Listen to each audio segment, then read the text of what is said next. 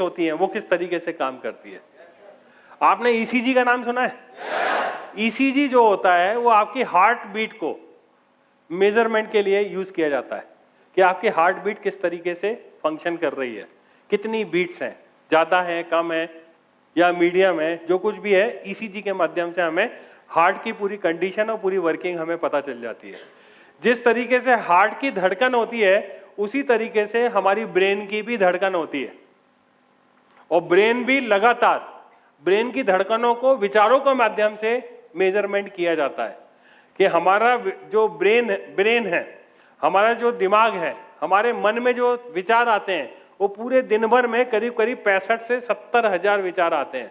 पूरे दिन भर में एक आम इंसान को लगातार विचार आ रहे हैं, कभी ये विचार, कभी वो विचार, कभी इसके बारे में सोचना, कभी उसके बारे में सोचना, लगातार हमारे दिमाग में विचार एक के बाद में एक चलते रहते हैं। महिलाओं के दिमाग में अलग विचार चलते हैं, पुरुषों के दिमाग में अलग तरह के कुछ विचार चलते हैं, लेकिन सभी विचारशील लोग हैं। और लगातार करीब करीब वैज्ञानिक लोग ये मानते हैं कि 60,000 के आसपास में दिन भर में एक इंसान अलग अलग तरीके से विचार आते हैं और विचार करता है।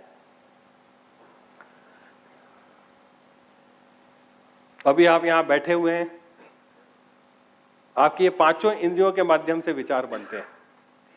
आप जो कुछ देखेंगे, अचानक आपने देखा, आपके मन में फिर कुछ सवाल आ जाएगा, कुछ विचार आ जाएगा, फिर आप दूसरी तरफ देखेंगे, फिर कुछ विचार आ जाएगा। आप टीवी देख रहे हैं, टीवी पे जैसी कुछ कुछ चीजें चेंज होगी, न्यूज चेंज होगी, तो आपके विचार भी उस तरीके से बदलते रहते हैं। अचानक फिर कोई फोन की घंटी बजेगी तो फिर आपके विचार बदल गए और आप फिर उसमें सोचना शुरू कर दिए। वहां पर कोई बातचीत हुई, कन्वर्सेशन शुरू हुआ, उस विचार से कुछ और बात निकली और फिर आपने कुछ और विचार करना शुरू कर दिया। तो इस तरीके से लगातार एक दिन में 60 से 65,000 70,000 विचार आपके दिमाग में लगातार आते रहते हैं, जाते रहते हैं। आप कुछ नहीं भी करोगे तब भी ये विचार आपका पीछा छोड़ने वाले नहीं है, लगातार विचार चलते ही रहने वाले हैं। ये विचार अच्छे भी हो सकते हैं, ये विचार बुरे भी हो सकते हैं। विचार विचार हैं, लगातार ये आपको आते रहने वाले हैं।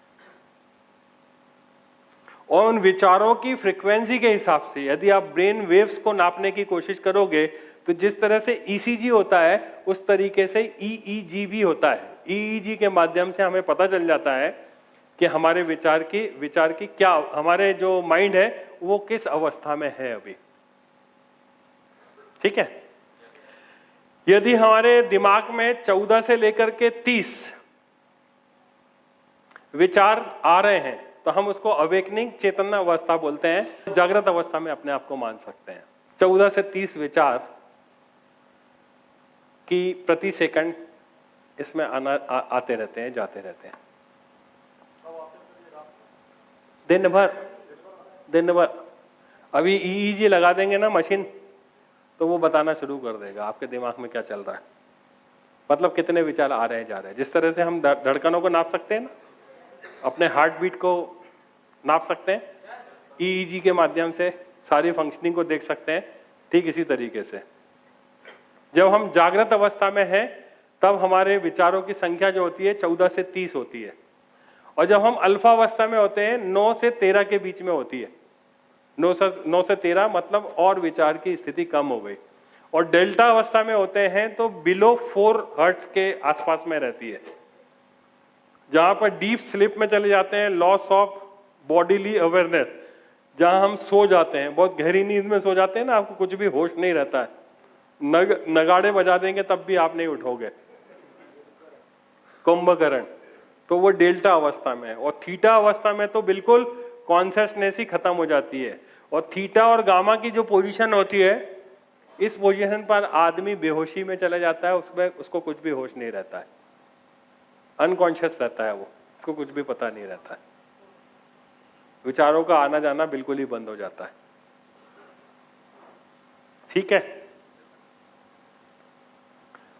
तो जागृत अवस्था में तो हम हमेशा हैं जहां पर लगातार विचार कर रहे हैं।